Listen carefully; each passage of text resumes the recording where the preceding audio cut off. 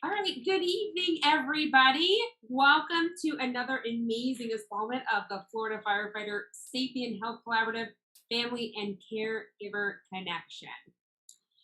Um, the content of this evening's presentation is proprietary and confidential information of the Florida Firefighter Safety and Health Collaborative. It is not intended to be distributed by any party without the written consent of the collaborative. Attendees should note that the educational component of the session is being recorded and will be published on our YouTube page. To maintain complete confidentiality, an announcement will be made before the recording begins, and only the presenters will be identified during the recording. Therefore, to ensure your privacy, all attendees that do not want to be part of the conversation are welcome to mute themselves and turn off their cameras at this time. And another announcement will be made once the recording is complete. Presentations are intended for educational purposes only and do not replace independent professional judgment. The ideas expressed in this presentation are the professional and experienced opinions of our presenters this evening and do not necessarily represent those of the collaborative or its constituents. Before acting on any of the information presented, attendees should consider the appropriateness of the information as it pertains to their individual situation and seek independent professional advice should any concerns arise. If you or anyone you know are in what is believed or perceived to be a situation that is or may become harmful, please reach out to the National Suicide Prevention Hotline via phone at 1-800-273-8255. I believe you can also dial 988 now, as of like 2 weeks ago. You can visit their website at suicidepreventionhotline.org or always dial 911 in the event of an emergency. This evening, I have the distinct pleasure of welcoming three amazing firewives, Arlene Nemeth, Victoria DeGrice, and Amy Haywick. They are some of the most, biggest powerhouse supportive women that I've had the opportunity to call friends. And so we're going to talk and learn from their experience and grow together. So if you have questions or comments or you have an experience you want to share, this is an open conversation this evening. So let's go first and let's introduce these amazing women, who you are, where you're from, where are your husband's roles, and anything else you want to share with us before we continue the conversation. So Arlene, always a friendly face, and I've been so grateful to know you over the years. We'd love for you to introduce yourself. Okay, Arlene Nemeth. I'm so happy to be here with all of you. My husband and I retired a little bit over a year ago. We both worked 30 years for the Miami-Dade Fire Department. He was a captain at a fire station, and I was a dispatcher. And let's see, it's been interesting. It's been fun because we both retired the same day, and it was a little similar. We had the same friends. We talked the same jargon. Our life was enmeshed with both our jobs, so it was a little difficult when we retired. We Everything got very quiet for us for a little bit And we discussed before we even started the recording. I was like, "Hey, where's Gabe tonight? Where's Gabe, Arlene?" at the fire station with the guys. House. Yes. So all three of your husbands are so very rooted in the fire service. And Arlene's amazing husband, Gabe, not only was very involved with the union, but happens to be at his firehouse this evening, hanging out, smoking cigars with the boys. Yes. So we're grateful he let us borrow you, and thanks for being here. Thank you. Victoria, hi. Hi. Yeah, let's hear it. I'm excited to be here too. And let's see, Dan was on the job with the Chicago Fire Department for 30 years, went up the ranks, finished as a fire chief downtown. So he's pretty exhausted towards the end there. And he still has a full-time job. He's had the same job for the last, he had two full-time jobs. He was a firefighter, and then he also ran the flooring program at Rosecrans, which is a substance use disorder treatment facility, and he's done that for 6 or 7 years now. And so now he has one full-time job instead of two. So that's good for him, but he's still very involved. Does trainings and speaks and writes stuff and stays as involved as he can regarding mental health and first responders. And Yeah. I've been with them. We've been married. It'll be 28 years this year. So, as we discussed before, I know you guys knew you guys before they got on the job. I met Dan when he was already on the job. So, how much difference? I'm not sure. How that entails, but that's pretty much it. Yeah, and amazing. What, 4 children? Is that right? Mm-hmm. Yes, 4 beautiful children. We're going to talk some more about that, and I'm very grateful that you're here tonight. Thank you, thank you, thank you. Last but not least, some of you may know her because she joins us every month. I know her as my ride or die, but I also admire her because she is, I had the chills, one of the strongest mommies and wives that I also have the pleasure of calling a friend. Amy, grateful that you're here after your 12-hour you. drive. I'd love for you to introduce yourself.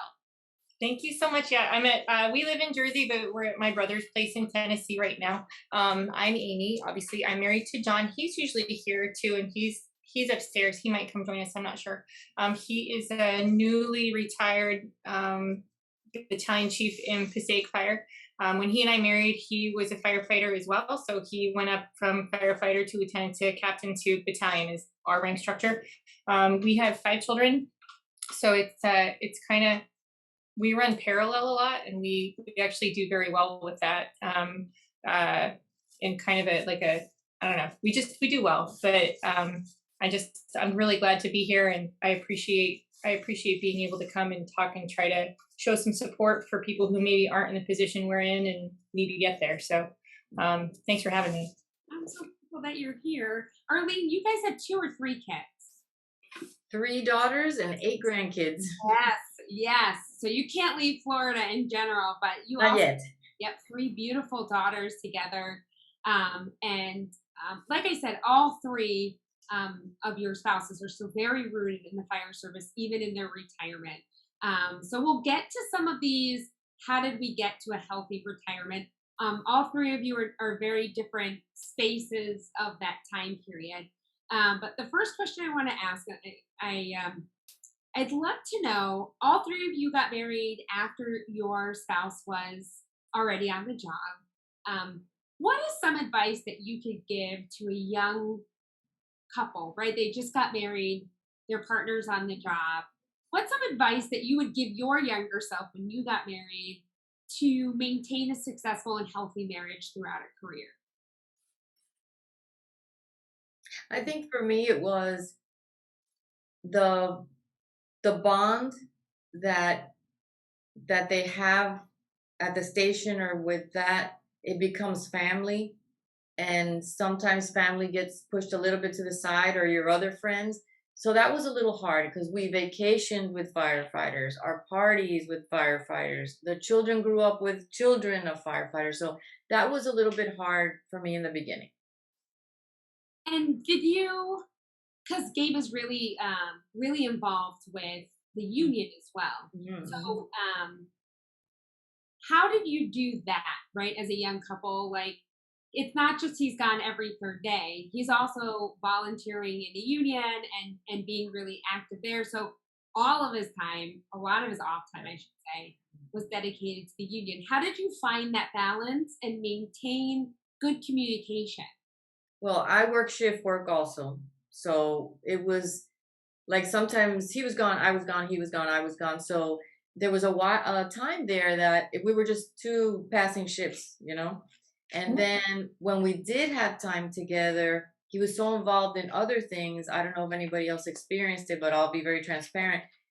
I was kind of lonely. I was around a lot of people, but I was kind of lonely, which that has been so beautiful about retiring. It's like dating all over. Like I heard Victoria said, running errands together. It's like, wow, we never did that. So that has been a really nice thing from retirement. But both of us doing shift work, it was whenever we could grab, go to dinner or do something, but it was always around a lot of people and things. I really appreciate that. Thank you. Amy, Victoria, what kind of advice would you give yourself as the younger married couple? Well, I think one of the things, at least for us, is that we needed really clear job descriptions. And I know that sounds really weird, but like For us, because John wasn't just in the station, like he had side gigs, like, so it's 24/72 in Passaic. So, but he at the time was a fire inspector, or he teaches at the academy, or, whatever it was. Now we have a training company. So, in our house, it was always just sort of like, go do what you need to do, and we'll tell each other if we need something, kind of thing. And that goes both ways. But as you need to be honest as a partner, if you've hit your threshold, to be like, all right, listen, like, hi, I'm Amy, how are you? Like, I know John's actually here now, but it's the same thing. Like, if you kind of sit there and you're like, yo, we are too much, too shipping, and, being like, hey, this is the bullet point of the day, boom, boom, boom, boom, boom. If that's all you're doing, then, and you're cool with that, that's fine. But as a partner, especially like as a young married partner, you got to figure out like your job descriptions in your house, and be able to honor that and figure out what works and what doesn't. Thanks, Amy. Victoria? I think the advice I would give myself from our newly married days, and he and I have had a lot of discussions about this, and he talks to a lot of people now about it. It's transition time.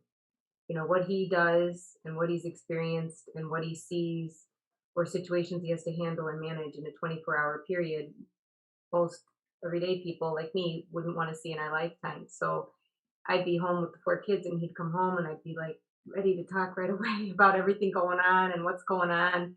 And it created problems and tension at times. And then we were educated about, him having some downtime when he comes home. So it's not just he's jumping back in and being husband and father and everything again, that um, he has to have time to shift in that position. And then, like Amy, he had a lot of side jobs. So he'd come home, I'd literally have breakfast ready, his outfit for the next job ready, and then he'd go.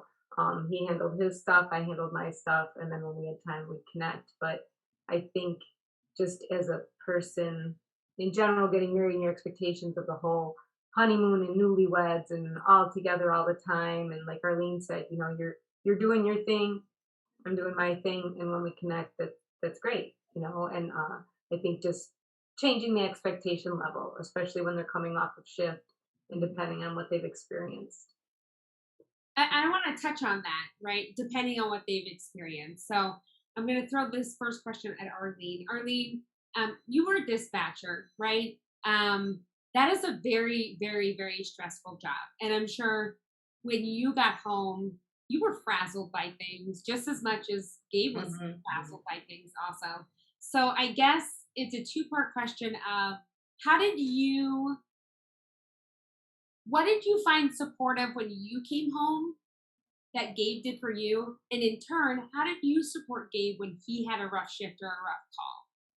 I think what was easy for us was that we could talk about airplanes down, dead bodies, bad car accidents, things like that, because I was dispatching him on those things, or like when he was on a fire and I was working that fire. So it was very easy for us to be able to talk about anything like that with work. So and we both did. We talked well about the calls, like we debriefed each other, and we talked, really well about those things, because some people can't do that. I mean, you can come in and say, oh, I had a plane down and there was this, or I had 3 kids drown. And, some people don't understand that they just need to get it out. And then you saying, yeah, but you remember when air rescue got there and when this happened. And so it was a little bit easy for us. Fair enough. And I'm asking because when you read data about first responder spouses, right? First of all, we know that even though you're technically not the one on the job, you identify with the job because you're supporting it. But we also know that the first responder doesn't want to always discuss the things that happen on shift because they feel like it's going to bother their spouse or somehow traumatize their spouse. And I think it's important to build healthy communication and healthy boundaries also, but to know that it's really important to communicate these things with your spouse. You're really not protecting them. You're socially isolating yourself, and the spouse really feels it. So Arlene and Gabe, yet y'all shared very similar experiences, and it was easy for you to talk about.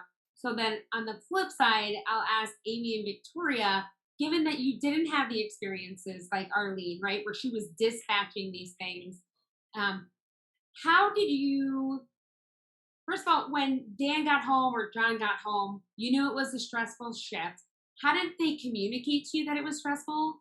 And how did you communicate those difficult calls to each other? A lot of times, actually not a lot of times, there was 3 separate times that his guys told me it was a rough something, rough call, rough night, rough fire, blah, blah. But he talks to me too. He's thoughtful, but if he's got to say something, he knows he can say something to me.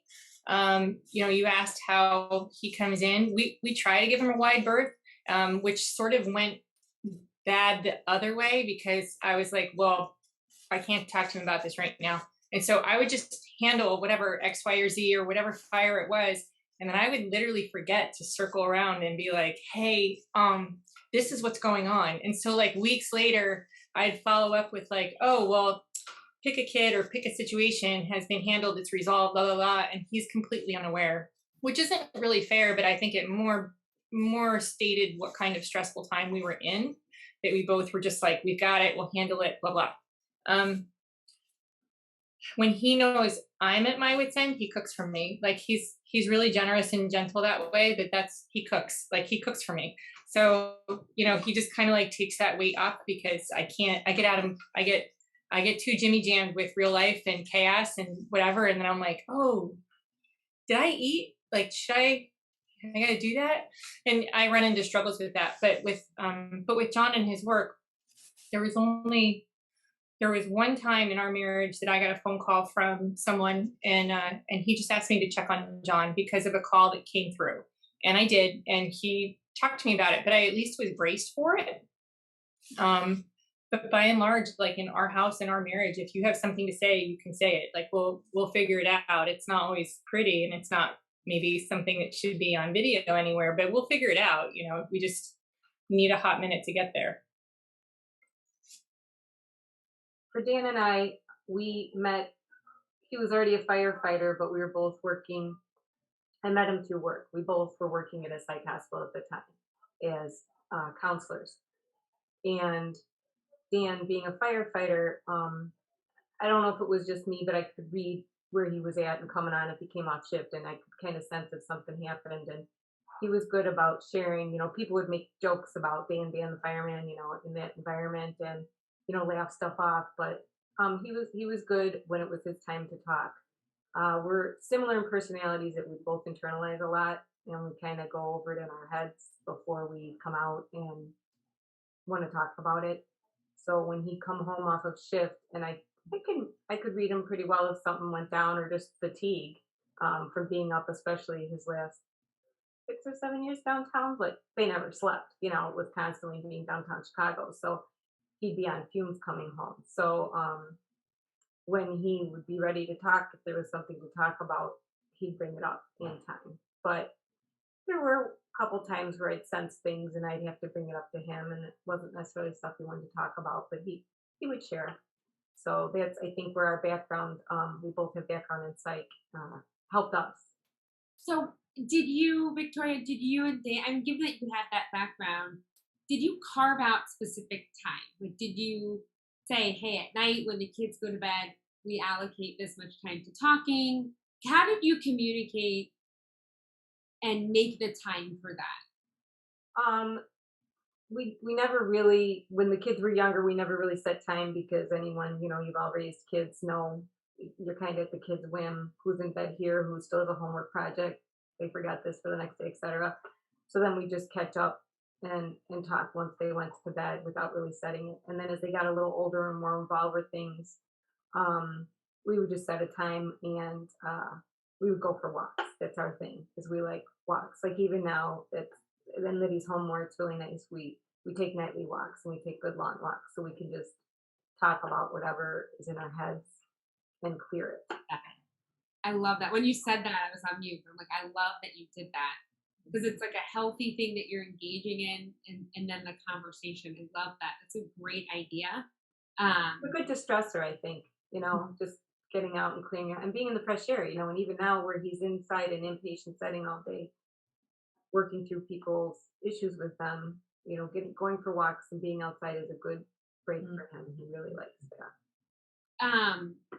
So follow-up question for you and Amy, then swinging back to Arlene. Did you ever set boundaries on things that you did not want to hear about? Like maybe a pediatric call, or did you ever have a boundary there that you set that like, this is my no-go zone? No, no. Dan and I, as he's shared, we had our struggles throughout our marriage with communication and everything he was dealing with, because he also ran the AP for the fire department union for 14 years, so he was always in crisis mode.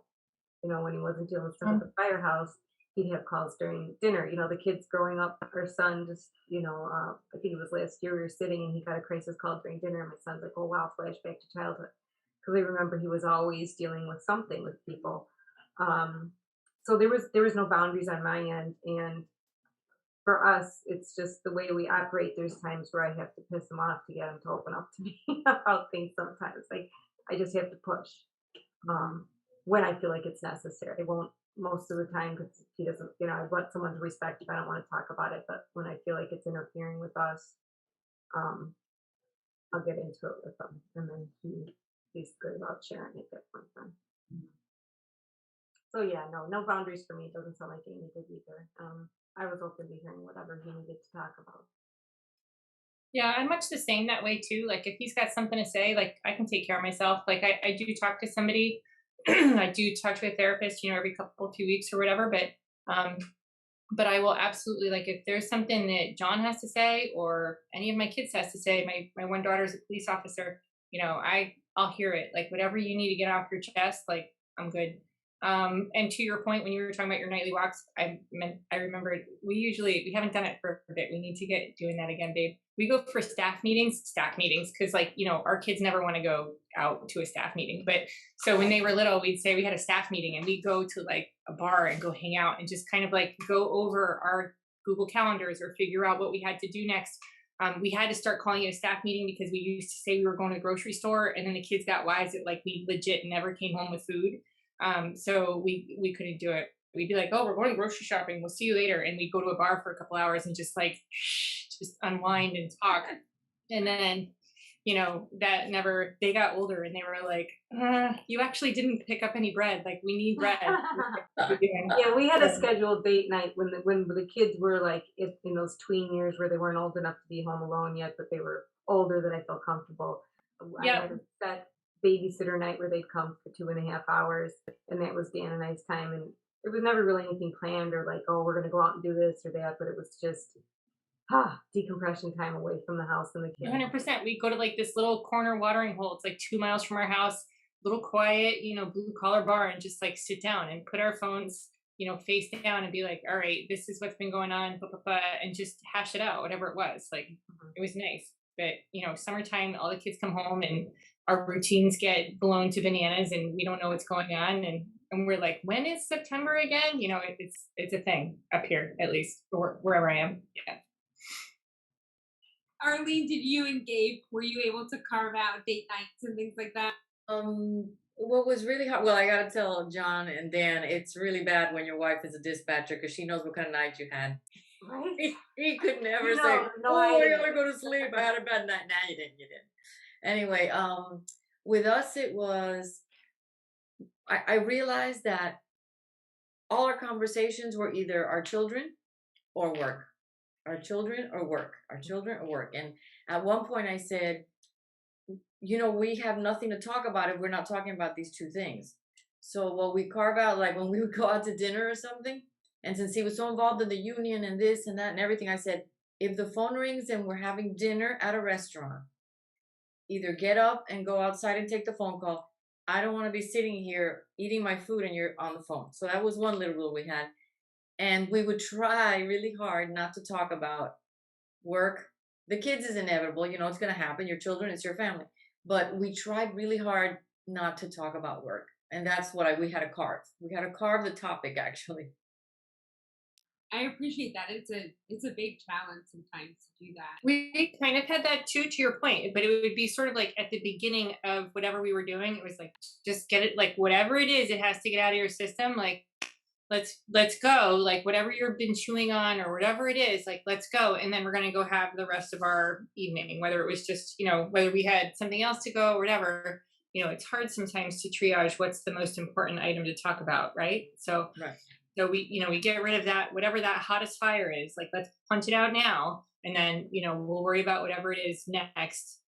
We'll go. Because nobody's listening, right? Whether it's my hot fire or his, nobody else is listening until that is addressed. And we have to beat that up first. Yeah, I'll put a little 2 cents in here. I'm still on the job. My better half, the bearded wonder over here, he's working, but he's retired, right? And you do so much similar things, kind of like you and Gabe, that it's like we could talk about work and fill an entire weekend talking about it.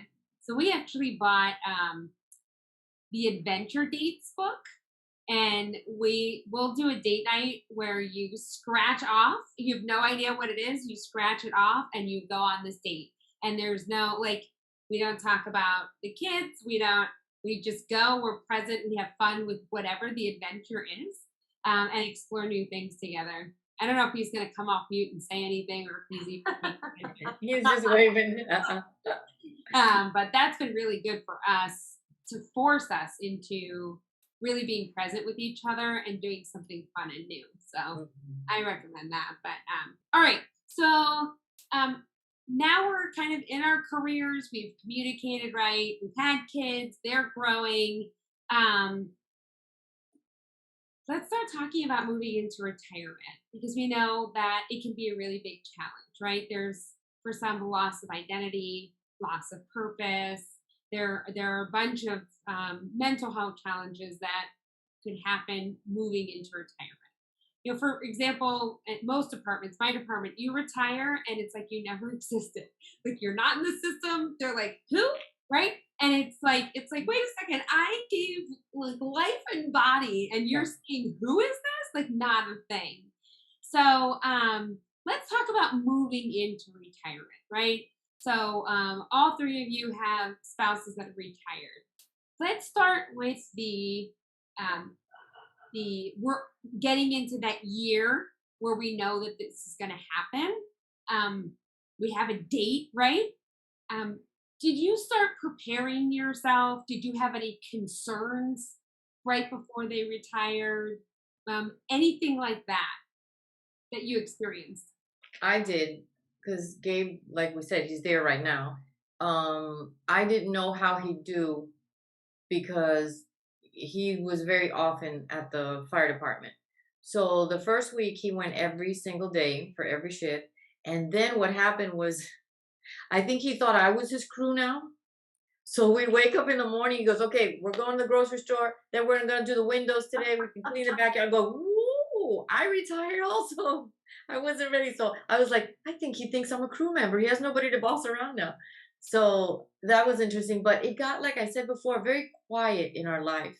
And what it is like Michelle said, the minute you retire, you can't even go back to look for someone's phone number and email to check, oh, I forgot to talk to. You are completely out of everything. So yes, your close friends will continue to call you. And I see Diana signed on. Her husband's on the job also. And your close friends will keep tabs with you, will talk to you. But to be perfectly honest, I'd say for him, I'd say 80% of the people kind of faded, like out of sight, out of mind. But when they see you at an event or something, it's great. You pick up where you left off. But there was kind of a quiet. I don't know for the other husbands it happened. There was kind of like a quiet in our life.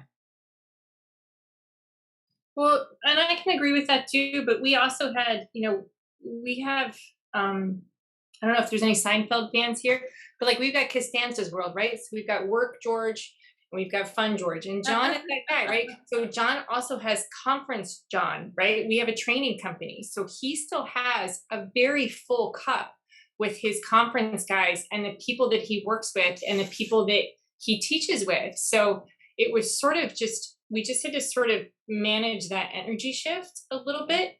I think I think one of our biggest problems, and again, I'll reiterate, because in New Jersey, we were 24/72.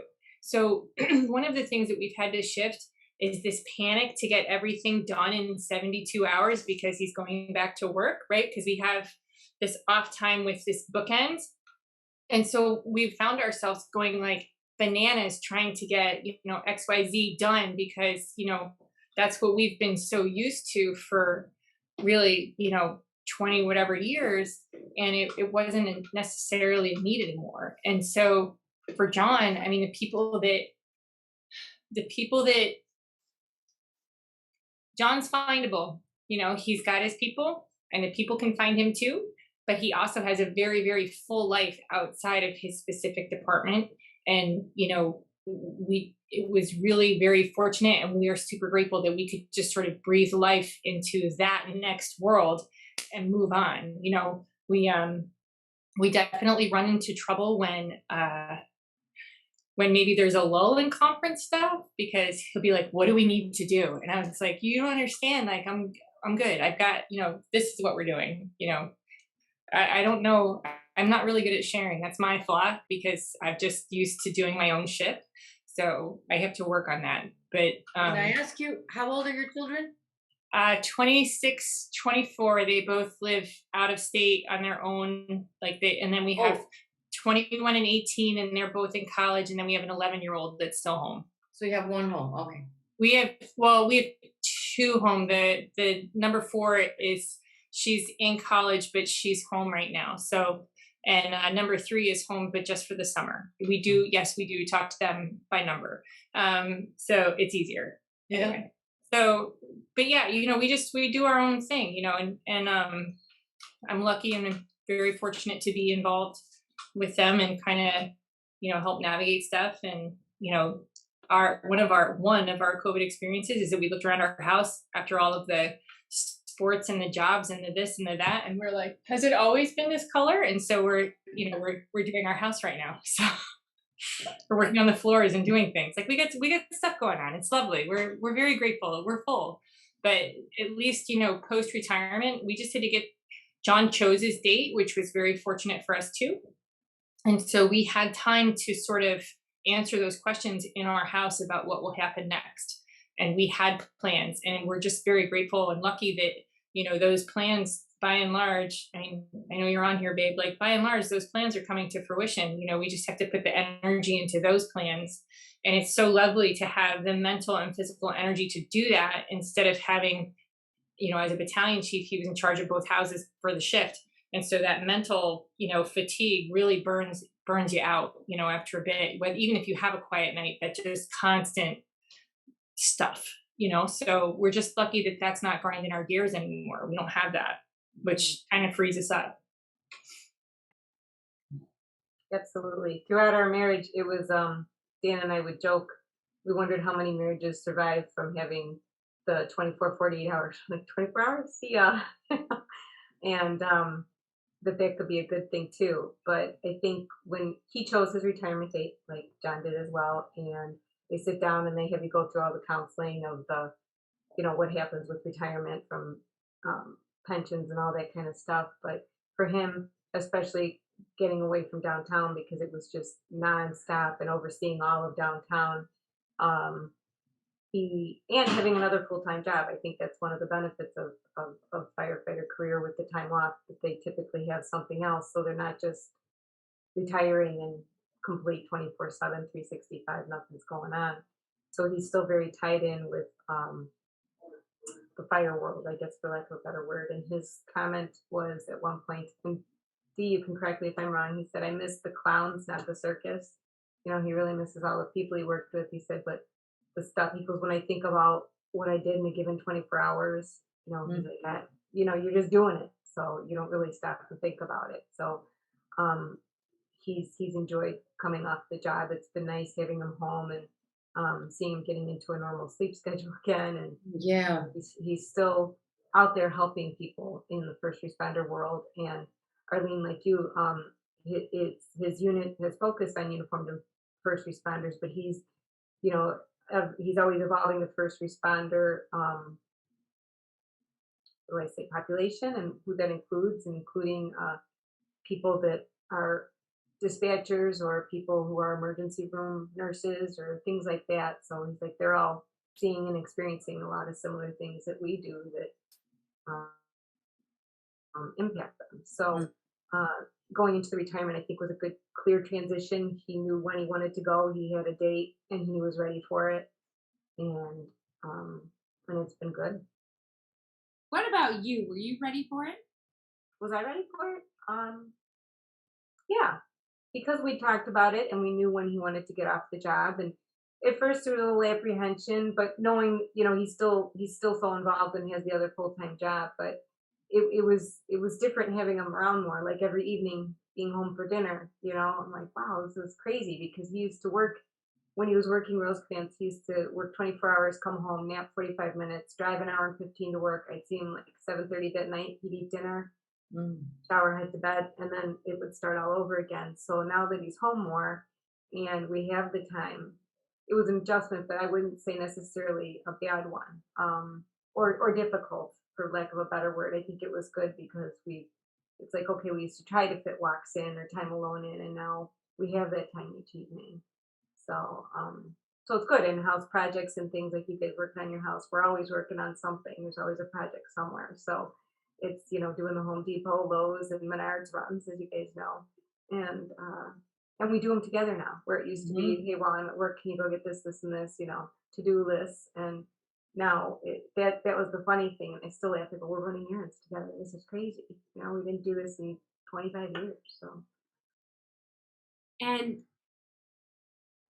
I'm just like the adjustment for you. What kind of adjustments did y'all have to make, right? Because like I've talked to Amy about it. Like I'm used to getting this done. Like I can be on my own for 24 hours. The toilet's broken. Well, I can either fix it, turn it off, and wait for him to get home. Like I can handle this. What kind of adjustment was it for you to have your first responder home all the time, right? You don't have that 24 hours to yourself anymore. I don't want to even say it like that, but you do. You have 24 hours to do you. You know what I mean? Um, how did you adjust to that? What kind of adjustments have you made personally in this retirement process? Mm, I mean, I really like my alone time. I really like my independent. Independence is the wrong word. I just really like time to myself to kind of process stuff and put my own feet on the ground, and that's been kind of a transition, but also because it's summer too, and again everybody's home.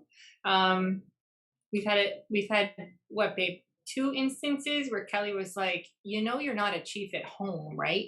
And that she's 11, and so that was kind of a thing. Oh wait, five. Anyway, many instances of that. I'm not sure. She's sassy, but she's the youngest, and she does those things.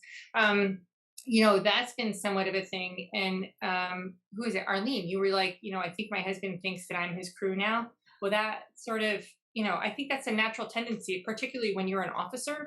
You're Yeah. just used to being like, all right, well, we got this. Well, you know what? Like, I'm an officer in my house. Like, I'm clearly did not advance the ranks, but like, I got it. I know how to take care of the house and how to, handle that stuff. And so that's been, like I said, it's been very difficult for me to learn to share, to try to be more interdependent. And I really struggle with that. That's definitely something that, because like, I've got it. It might not be pretty and it might not be how somebody else would do it, but like, we can get it done and we'll handle it, and we'll apologize or talk it out, or say, hey, good job on the other side of the fence, but like, we can get done whatever we need to get done.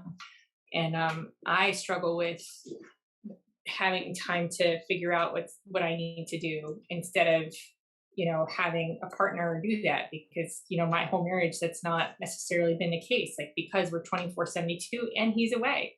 So might not be awesome, but it gets done, or ish, kind of gets done. Yeah. I really struggle with that a lot. agreed. Yeah, things I used to handle, that was um one of my things, because I would just think it through in my head, and he was not around, or he was gone even on days he was off shift. So it was just okay. I processed in my head how I'd handle things and do things, and he's like, now he's like, I'm here now, and it's hard for me to sometimes like go back control and, well, this is what's in my head. This is what I figured out. He goes, but I'm here. I can handle that. I could do It's that. really hard to share that. I really struggle with that a lot. What about you, Arlene? I mean, because now you're both, I think it was funny also, something else was when we were both retired, we're both home, we're everything, and then I would feel guilty, like I did my ladies group, I got back into my Bible studies, I got back to the gym, and it was like, okay, I'm leaving the house. Are you okay? Can I leave? Can you know, because we were so used to, okay, now we're together, now what? So that, that was real nice that we both had. He just came in, Michelle. They wanted to see.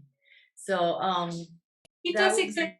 he does exist. He does exist. It does exist. There he is. He exists. There you go. Hi, I'm so grateful to see you, Gabe. You look awesome. Thanks for letting us borrow Arlene. Oh, absolutely. Thank you.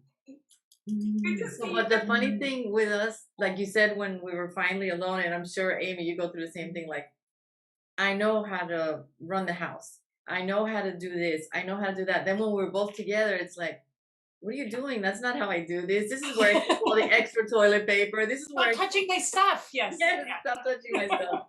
That kind of thing. It's Exactly. completely my struggle. Like it's not like he's just doing his thing, and I'm just like, I can't. It's some days it's a lot to get used to, and some days Right, it's right. lovely and I appreciate it, and then Oh, I don't know, absolutely. it's complicated. Everybody knows that. It's fine. It's fine. Right. Everything's Right, fine. right. Yeah. John, what were you calling it in the chat? You want to come up? What is that called? Chief? Yeah. Oh, did he turn his camera off? Hi. Hi, Chief. He said the word is accountability. It's accountability is what he said. So then it's a really important thing to highlight then as the spouse, as that support network in the background, right? You had adjustments that you needed to make also. What now that you've all been through retirement, what was let's start with this. How did you get back into regular sleep habits? Oh, Dee, you should jump on for that. I still wake up at 6 in the morning every day. I still wake up at 6. But I did notice after the first month, I don't know if you ladies did too, my husband was sleeping.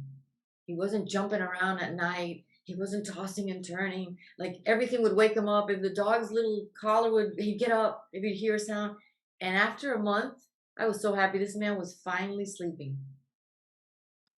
Yeah, people that retired had told Dan, they said it'll take you 4 to 6 months to start to sleep through the night and feel normal. And it took months. And then he said, I feel like I'm dreaming again now because I'm getting, my sleep isn't being broken every, hour and then 2 hours. And then, so that's good. We're still tired for other reasons, just getting older, body aches and doing things and working on projects that you did much easier 20 years ago. But yeah, sleeping was a big thing for him to get him to sleep again through the night. Yeah. Mm-hmm. We should say that John just retired. So, Amy, here's vulnerability, John. Where are y'all on sleep? How's John doing in getting into more regular sleep patterns? At 3:37 for the last 4 nights, I've taken the dog out. Somebody else is snoring. How's that? I'm like keeping track of that, but it's true. Honest, and I appreciate that. But he's definitely. I think he's definitely resting more. He's always slept, but I think he is resting more and kind of recharging more. Mm-hmm. We had somewhat of a different walk with different health issues over the last couple of years, but we appear to be on the other side of them, which is lovely. And I'm so grateful for this next chapter. And we were just very lucky that, everything worked out the way it should is all, and so he sleeps and, sometimes there's some mornings he'll hear the dog at like 7 or 8 in the morning and I just don't want to hear the dog anymore. But, our idiot Labrador bangs his head on the bed to wake us up. And I don't know how he sleeps through that. Like my guy is, he's been designed to like wake up and go for 25 years. And this idiot is literally banging his 100-pound body against our bed. And he's like, I don't get it. I'm up. I'm out. I got it. Did you not see my idiot throwing herself around on the bed like 5 minutes? Uh-huh. Wait, That's what I he don't does. sound He like does. that. Stop. Oh, you're right. No, he sleeps like no snoring, Or but if he's I fine. snore. Anyway, another talk, another time. But moving forward, everything's fine. Anyway. John turned his camera around. Oops. Bye. Um, I think he's on my brother's porch. Anyway, it's fine. Everything's fine. But yeah, he's definitely better than he was. okay. So then what advice, well, here's John. John, let me ask you a question because you just went into retirement. You're a couple months into this, barely into this. What has been the most supportive thing that Amy's done for you at home? Is this G-rated? That's a loaded question. She's put up with the changes from what I'm used to. As over half my career, I was an officer. So I always had a crew that I was responsible for. And I'm not saying that I'm not responsible for my family, but I had the final say on a lot of stuff. And Amy's helped me to work through that, I guess, a little bit. It's still some challenges at times. Again, Kelly, our youngest, you're not a chief anymore at home. One of those things being told to me, I'm like, yeah, no, you're right. But it's definitely difficult. Sleep has gotten better. Work again, health wise, mentally, physically. One of the best things that happened is retirement. It was the right time to go. And Amy's phrase, and I'll stick with it, is the universe is screaming for you to see what's on your horizon. And I am so lucky that I was able and had the ability to do that and continue to forward. I'm never going to be a sedate person. I am always moving. My feet are even moving right now. I'm sitting in a chair and talking. But Because we were sitting all day, babe. yeah, I know. But we made good time. That type A personality. Yeah, But again, it's about always what's the next thing, where we're going to go, and adjusting to making joint decisions together. And like Amy said before, she handled a ton of stuff when I wasn't around, whether it was because I was in the station or working a side gig or traveling or whatever else. And then 2 or 3 days later, I get the feedback on it. Now I'm there 24/7, and she's handling it. And I'm like, hey, do I get a say? Or I got an idea on this. And That's not so me. it's a mutual thing that's just got to work out. And we've gotten better on that.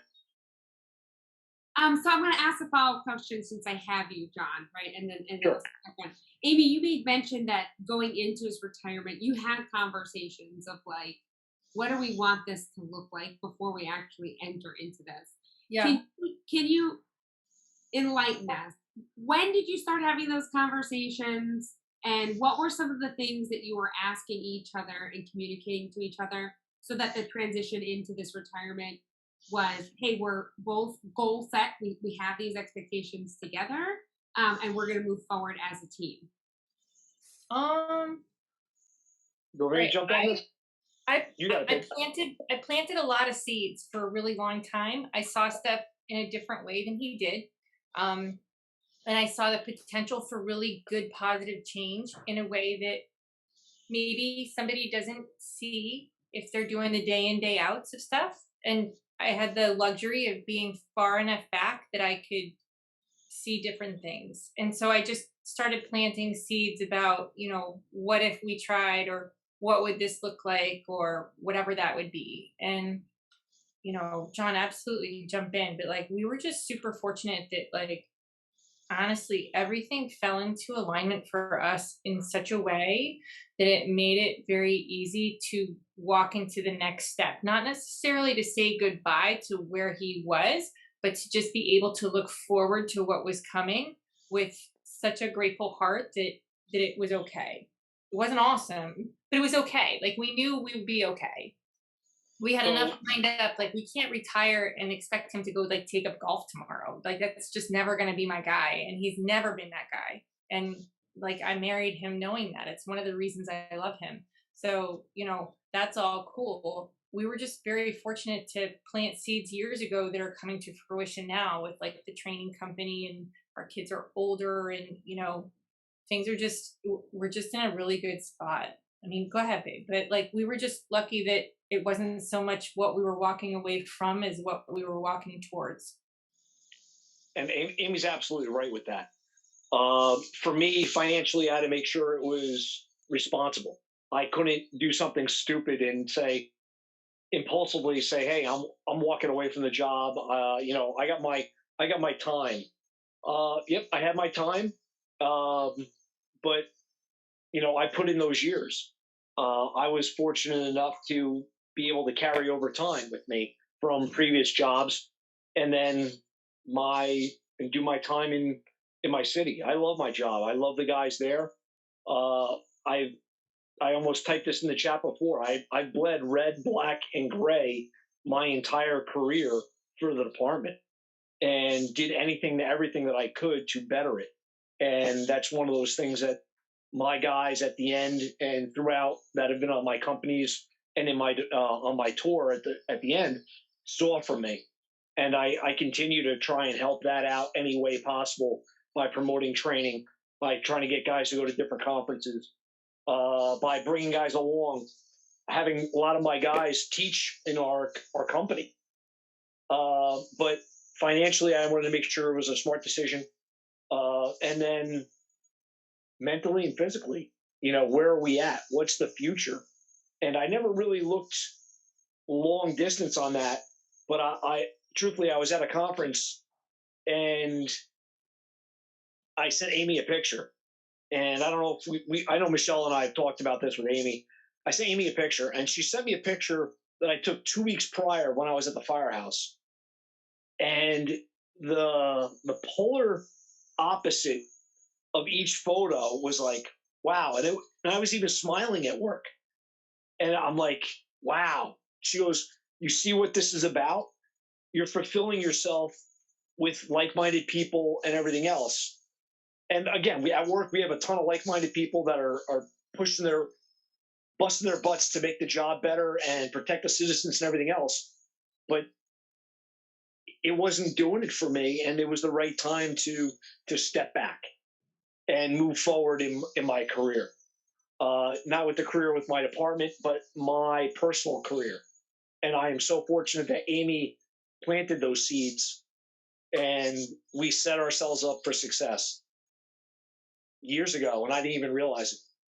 Amazing. Teamwork makes the dream work. You're an awesome team. So I'll throw the question to Arlene and Victoria also. Did you have these lead up conversations of what is this going to look like for us, or we're just going to do this and we're going to see what happens? No, I was listening to them talk. We never had those conversations. We thought we were going to retire and go traveling and do all this stuff, and then COVID and all this. So you all know that. But and I have my mother's elderly and his mother's elderly also, so things had to slow down a little bit. But I just think we would say no when we retire, but not nothing solid like that. I don't think we did. Victoria, did you guys have those talks? We did, knowing what was coming, because retirement with the city of Chicago, a lot of it's based on age, and there's a couple different times to jump in on retirement based on benefits and things that you would get following retirement, or finances, like you guys said, all that's considered. So he gave it. We talked about it, and in my perspective, I was privileged to stay home. It was his career, it was his choice. So he always was open about talking. He likes to have a vision a couple years in advance. He's been that way our whole marriage. Like, where are we 3 years from now? Where are we 5 years from now? And he still does it now, but he did that a lot as it was coming towards time to consider retirement, and what is it going to look like, and what are we going to do? And so it worked well. There were conversations, and it was more what guys on the job talk about and when they went and when was good for them, that he came to the decision of when would be good for him. Like Arlene, you said you guys just kind of thought about it and you did it. And so he knew when it would be coming. So I knew when it was coming, he knew. And, just trying to, he always likes thinking ahead, even though it's like, okay, well, now here's where we're at, where we're going to be in 3 years, 5 years. Our kids are all in their 20s. Um, so just get along. No grandkids yet, like Arlene. We'll hope for that time. But my father's still alive, his mother's still alive, and we're still in the area. So we want to be there to be here for them, and we'll just take it as it comes then. But, So I'm going to end, thank you for that, with two final questions. The first question I'm going to ask all three of you, if you could give the greatest advice to yourself at, now having walked through so many paths, promotions and then into retirement, what is the best piece of advice that you would give someone? I would say carve out the time to work on your relationship, because when that happens, and I always tell the young guys at the station, I would tell them, because I worked a little bit at a station sometimes, and I would tell them, don't fall in lust.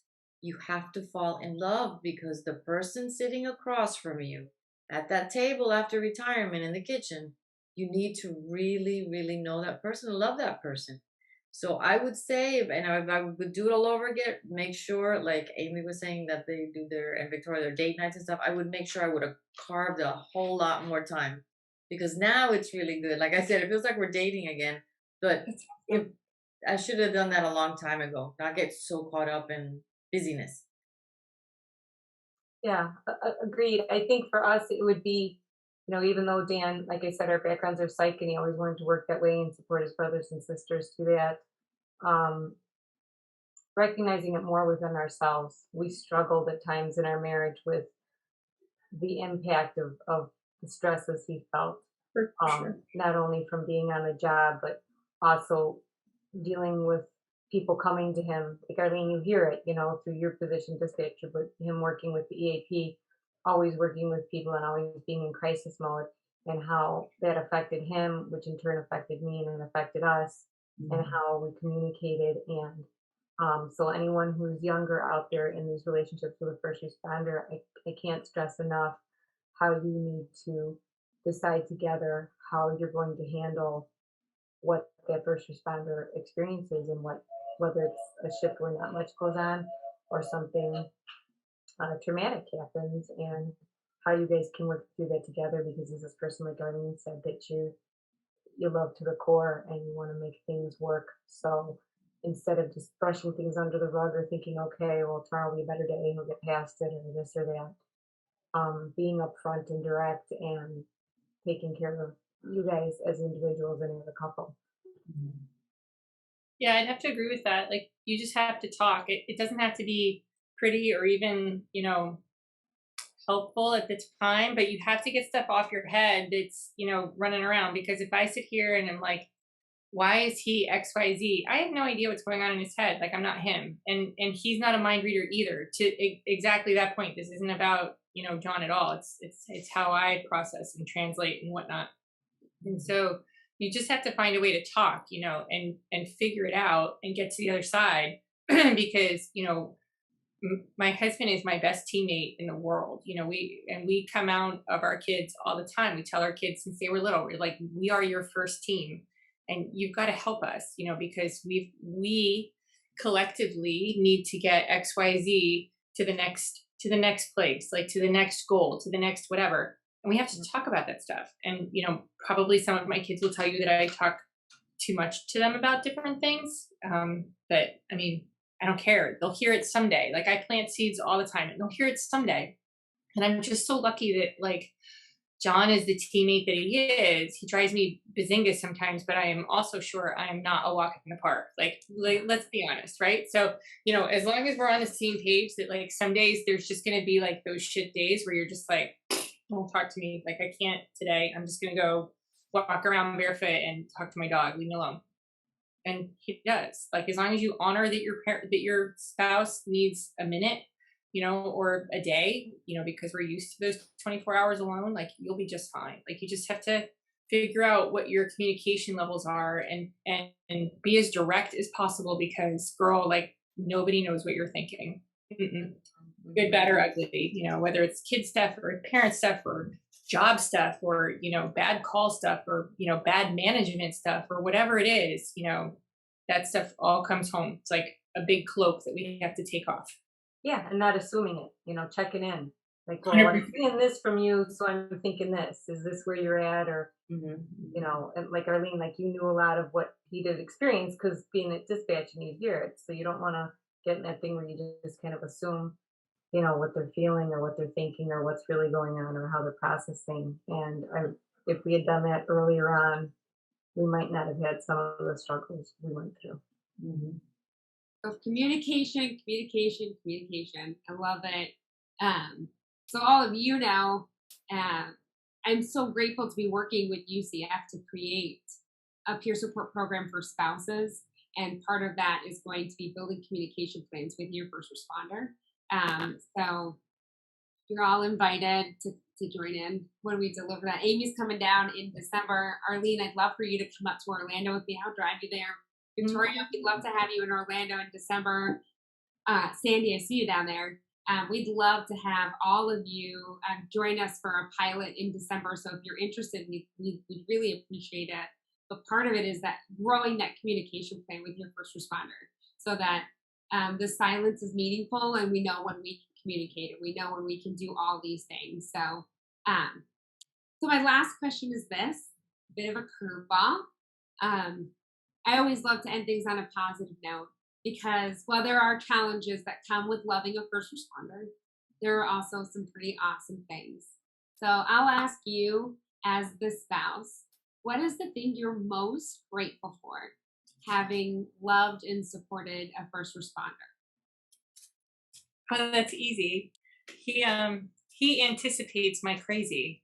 So he takes care of me. Like he feeds me or he carves out like space for me or he's like, "Hey, you were talking about your plants. I got this for you today." Like he takes care of me. He anticipates that stuff.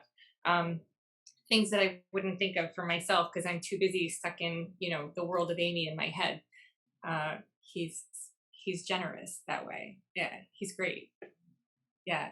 Even on like the days, even like when we start the day with a fight, or sometimes we start the day really good, because he's retired now. But he always he's generous. He is forever thinking forward, forever. Yeah. For me, it's that I know my husband is steady as a rock and nothing freaks him out. Nothing is going to freak him out. You know him, Michelle. No, he's steady as a rock. I could be like, "Whoa, did you see the other?" He's steady as a rock. So I feel like he's, I know that everything's going to be okay, whether it's going to blow up, go crazy right now, but he's very steady, very calm person. That's for me.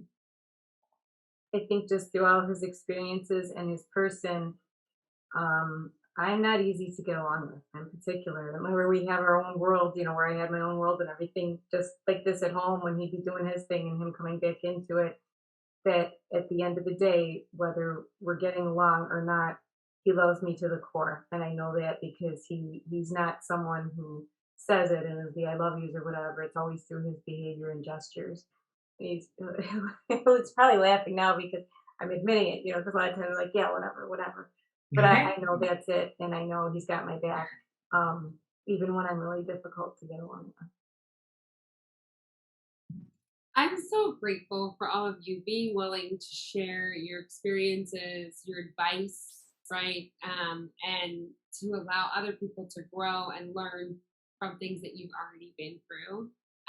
So I'm going to stop the recording here in case anyone else wants to talk. And but I can't thank you all enough. And while I'm in touch, Victoria, with you and Dan, Arlene, I'm coming at you to come with me in December. I'm just saying, Amy, we talk way too much, but I want you to know that I wish you nothing but health and happiness in your retirement years with your grandbabies, with everything going on around you. And I thank you for always being so open to help other spouses in their journeys as well. And to everyone who joined us, thank you so much. And we'll Thanks see for you including next us. time. I'm going to stop the recording now. Thanks again.